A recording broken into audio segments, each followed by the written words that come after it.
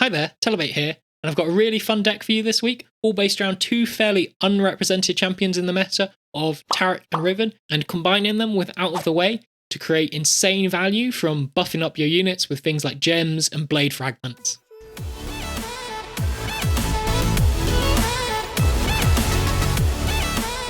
The main aim of this deck is to use buffs combined with keywords like elusive and overwhelm to help you win the game, and the real key card in this deck is Out of the Way, as this turns all your temporary buffs from things like Pale Cascade, Sharpened Resolve, Blade Fragments, Gems, and even Taric's Invincibility into permanent buffs, and this way you get massive statted, potentially invincible units, and your opponent really struggles to deal with them, to be honest. And the best card to receive all these buffs is Sparklefly, and this card is nuts when you get all the buffs in this deck, because what does your opponent do? If they don't have an Obliterate card, or if they don't have the ability to silence it, so basically if they're not Targon, they're gonna kind of lose to Sparklefly when it's got 10 attack and it can't die.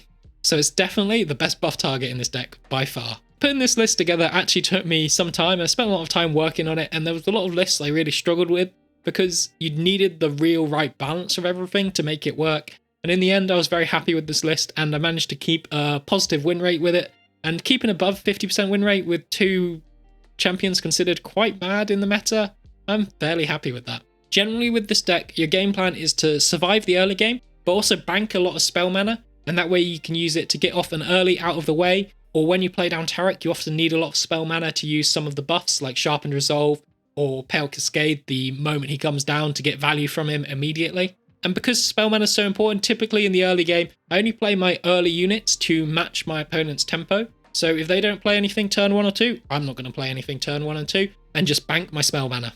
Then moving on to the mid game, your real main aim is to get Out of the Way off, and to try and level up Taric as fast as possible so you can start creating invincible units, which is why I've got all these cards which can help level up Taric, like Mentor, Riven, Runeweaver, Pale Cascade, Gift Giver, just to generate Blade Fragments, Gems, and buff cards, all to help level Taric super fast. One thing you'll note is I'm not running Mountain Goat. A Mountain Goat is quite a good inclusion in this deck, but I just didn't find what I really wanted to cut for it. I like having Runeweaver because it enables you to get the Blade in some matchup, and sometimes the Overwhelm becomes very important to win games, especially if you don't draw Sparklefly.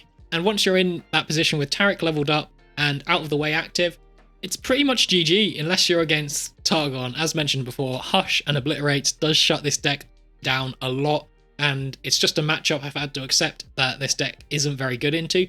But if you're against anything else, this deck is amazing. And one thing you'll notice, even though as important Out of the Way is for this deck, I'm only running 2 copies.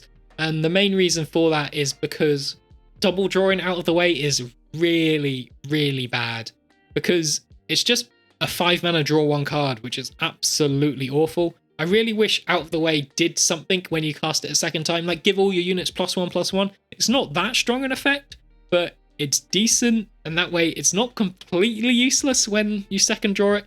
But until a change like that's made, I'm going to struggle to put 3 copies of Out of the Way in any deck, to be honest.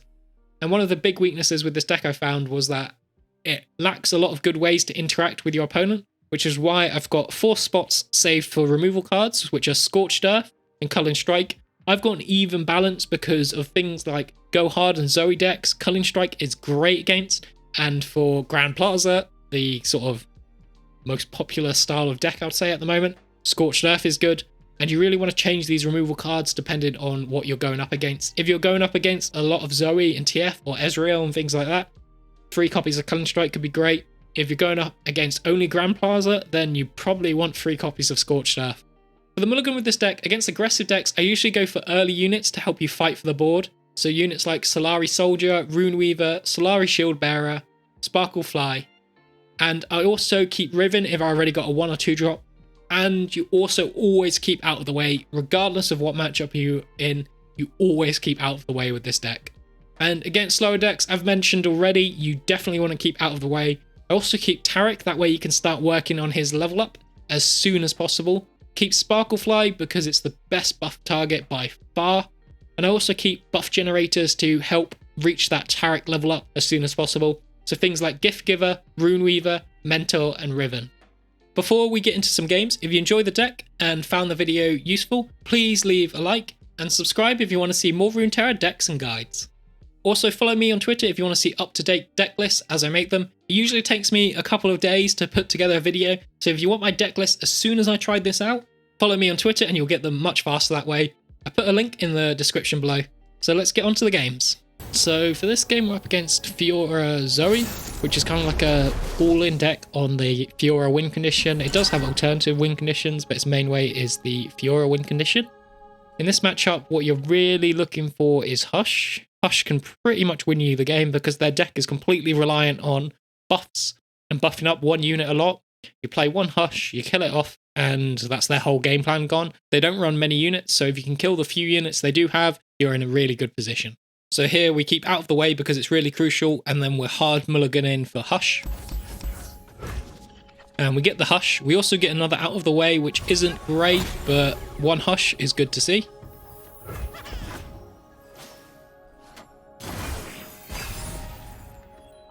And we get a Gift Giver here, but there's no point playing the Gift Giver. It's just an easy target for Fiora to kill. I'd much rather just not play anything and play out of the way next turn.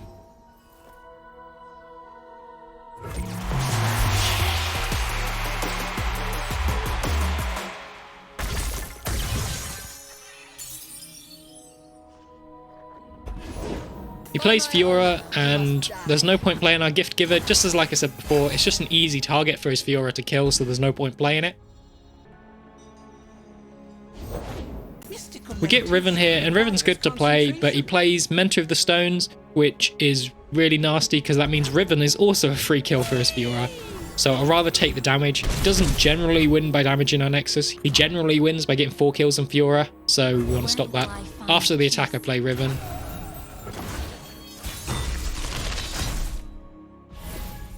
Mentor of the Stones here is great. Gems are superb. Bad for the teeth, though.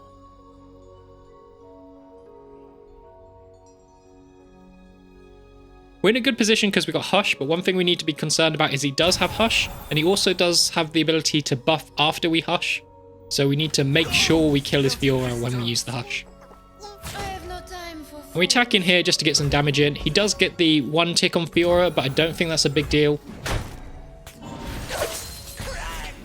And the reason I confidently attack in is I feel like it would have been too big a risk for him to use a buff on Fiora and try and kill Riven, because I still had 4 mana to play with. So I was fairly confident he wouldn't go for that. If he did go for it, he may have won, but you need a certain amount of aggression and risk taking. So I decided to attack in, and he went for the Mentor of the Stones, which is what I wanted and I'm okay with. He uses Bastion Fiora, and that spell shield is a big problem for our Hush. So I'm using Scorched Earth here just to pop the spell shield. You could say there's a possibility of I could Hush and then Scorched Earth to try and kill Fiora, but he's Targon, they run a lot of healing cards. It's very possible he could heal Fiora up and should no longer be damaged, so Scorched Earth would fizzle anyway. And there's the Guiding Touch, so that's what I was scared about.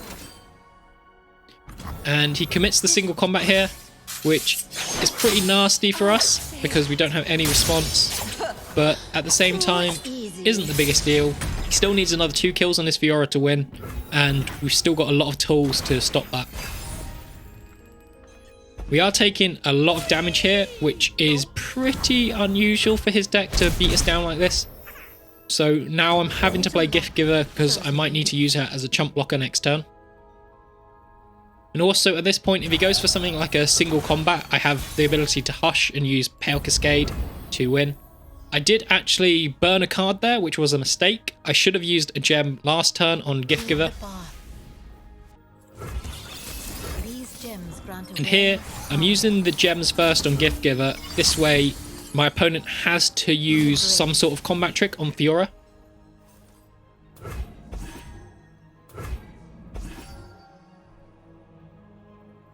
And then once he commits the combat trick, that's when we can look to go for a Hush play. Riposte is the combat trick we really can't play around. So if he uses Riposte, we go for a Hush. If he uses something else, we'll go for Sharpened Resolve or Pale Cascade, whatever seems the better play, depending on what he plays. He has a lot of different combat tricks, so we need to take into account quite a few different things he could do. And he just decides to block with Mentor of the Stones, so I'm completely happy with that. this point we just want to save all our combat tricks, so we'll pass. Using your mana efficiently isn't really what matters this much. It's all going to be down into that one blowout turn where we all throw all our cards in and who can win that turn.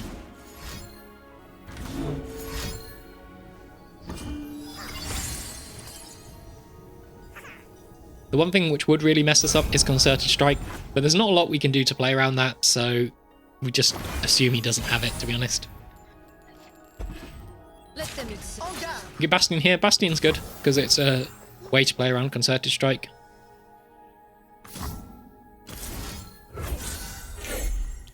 I'm Guiding Touch in here just to see what we get. We get another Hush, which is great. And now I can use Pale Cascade and get the draw from Pale Cascade. We get another unit, which is good, because we really needed another unit at this point. And 2 Hushes here is a really strong position. We can use both Hushes and Sharpen Resolve, so I'll be very surprised if he has anything which can beat that. So we use this standalone here. Sharpen Resolve versus Hush is a very hard decision here. Because we've got the second Hush, I'm going with Hush. If we didn't draw the second Hush, I would have gone with Sharpened Resolve.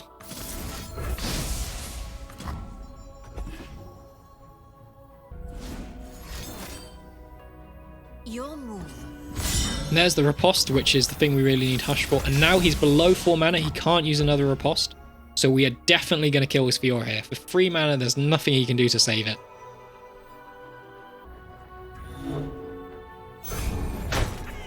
And there we go, he goes through. So we're in a really good position. See if he's got... Okay, he's got Sparkle Fly here. And oh my god, that's such a big misplay. I should have used Culling Strike on the Sparkle Fly before he had enough mana to buff it, because now he can buff it up. There's no guarantee that the Culling Strike will go through.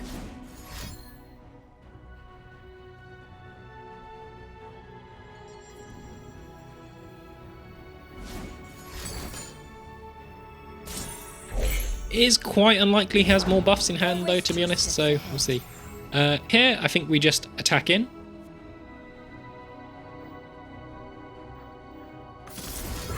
The only downside to attacking in is if he has something like another Riposte. Is this supposed to be a challenge? But if he has a Riposte, it's really unlikely we win anyway, so that's why I'm not playing around a second Riposte here. Also, he's already used 1. So it's less likely he's got the second, and therefore it's not as important to play around it. He uses Hush, and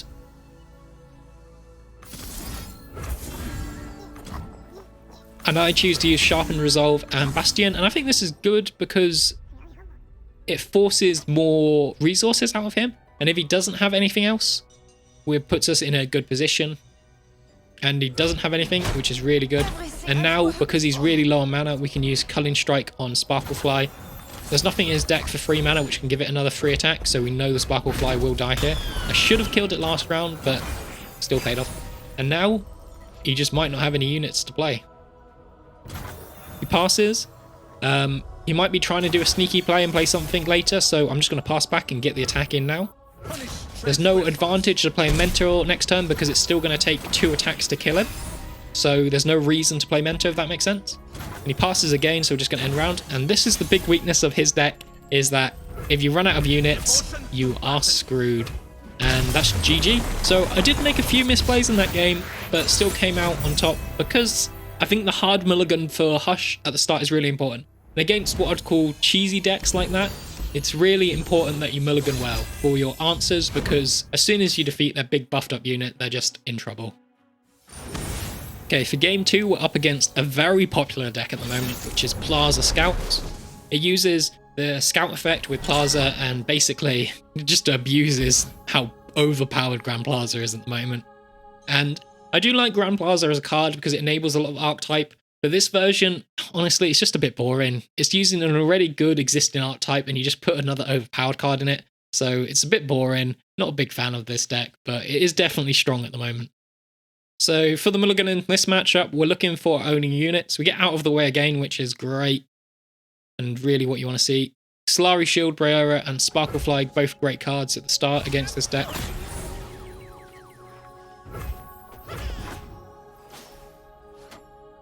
So So as always, we're just going to pass the early rounds and only play units as response to what he does.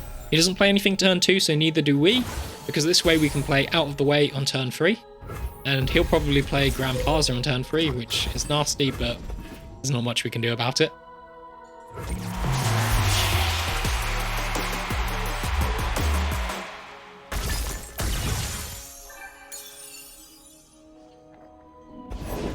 Fortune favors the bold. He plays Misfortune instead of Grand Plaza, so that's really good. That's really, really good for us. The ocean. He plays Island Navigator, so he's going to get a lot of good damage in. Solari Shield Bearer is a really strong unit here. 2 mana, 3/6. Like, I really love Shield Bearer with Out of the Way. And this is why I run it over Mountain Goat in this deck, because Mountain Goat would be a great inclusion, but getting a 2 mana 3/6 is just insane.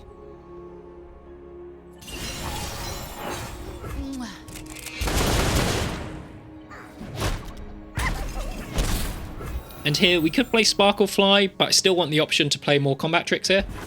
Always forward. And just to take less damage, I'm blocking in. I could use some buffs to kill the Island Navigator here, but the buffs are much stronger on Sparklefly if we can get it off, so I'll much rather save it for that. In turn 5, we have one of my favourite combos, which is Taric into Pale Cascade. If you get this off, especially with Out of the Way active, it's really an insane combo. You draw 2 cards and you give 2 units +2/+1 and tough. So it's really, really strong. And we're on a good way to our game plan. And because we've got Sparklefly early on, we can create the Invincible Butterfly, which is just insane. I really, really love this deck when you get a nice buffed up Invincible Butterfly and you can just see the hope drain from your opponent's eyes. So that's our game plan here. We're going for leveling up Taric and trying to make the Butterfly invincible. You've made your path.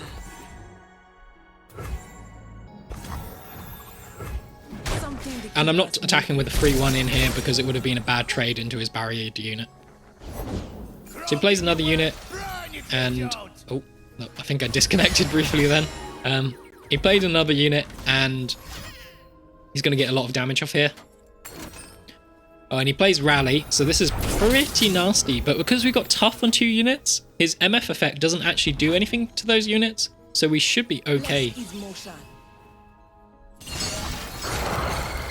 So I'm blocking with Sparklefly here, and I think this is a little mistake. Because the Sparklefly is only healing me for 2 health. If I blocked with Taric there, it would have been better because our Sparklefly has lifesteal, so getting multiple blocks with Sparklefly is really important and making the most out of the lifesteal here. So I think that's a small misplay. I should have blocked with Taric instead of Sparklefly. All eyes on me. And here we're going to block his 3/2 with Taric, and we're not going to block with Sparklefly because we want to keep Sparklefly alive and use more buffs like Sharp and Resolve to get more healing from it.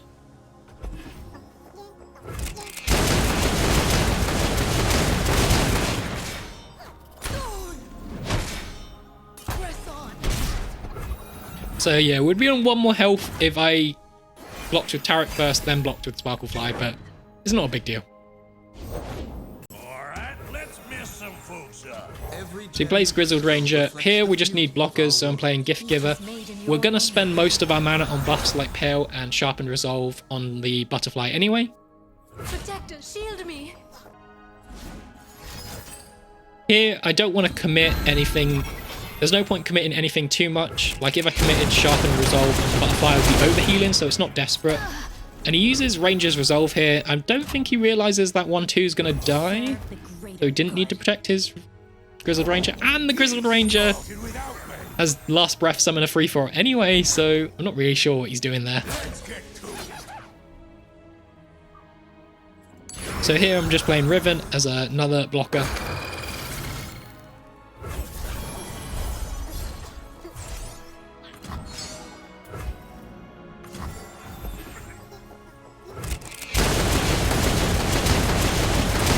And we're blocking in with Sparklefly here just to keep us alive. We can't block with Taric because Taric will die. And he's so close to leveling up, we're going to get Invincible Butterfly soon. And when we do that, we're going to win.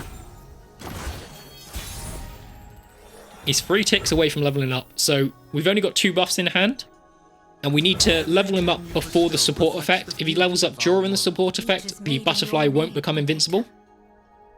So we play the Gift Giver to get the gems, and this way we're going to be leveling up Taric. I put the gems on the Butterfly to get more lifesteal, then the Sharpened Resolve on Taric to double up on the Sharpened Resolve, getting the most stats in. And here we go, big buff Butterfly time!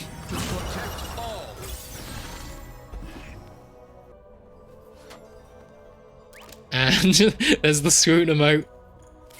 Oh, I haven't changed my emotes for this one. I've just got the default emotes. Oh, that's a bit sad. And yeah, this is just GG at this point. He's got leveled up MMF, but I've got a 10-5 elusive lifesteal, which can't die. So good luck. And this is how the deck works. Like, he can't do anything. Like, there's nothing in his deck which saves him.